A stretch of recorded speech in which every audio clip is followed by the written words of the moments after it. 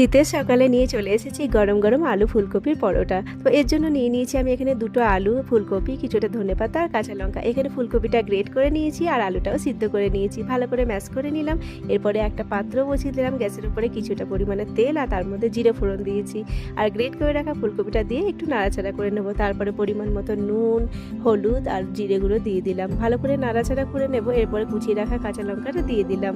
তারপরে এখানে সিদ্ধ করে রাখা আলুটা দেওয়ার পরে ভালো করে নাড়াচাড়া করে নিলাম আর তারপরে ধনেপাতা কুচি দিয়ে আমার কিন্তু পুরো একদম রেডি। চলুন এবার ডোটা বানিয়ে নিই। এখানে আটা ময়দা মিশিয়ে নিয়ে নিলাম আর পরিমাণ মতো নুন দিয়েছি, কিছুটা জোয়ান দিলাম হজমের জন্য। এরপর দিয়ে দিলাম রিফাইন তেল, ভালো করে মেখে ডোটা বানিয়ে নেব। ডো আমার এখানে রেডি হয়ে গেছে। প্রত্যেকটা লেচি কেটে নিয়েছি আর প্রত্যেকটার মধ্যে পুর ভরে ভালো করে ডোটা আমি এখানে বানিয়ে নিয়েছি। তো সবগুলো রেডি হয়ে গেছে লেচি আমার এখানে। এরপরে তাওয়া বসিয়ে দিলাম গ্যাসের উপরে।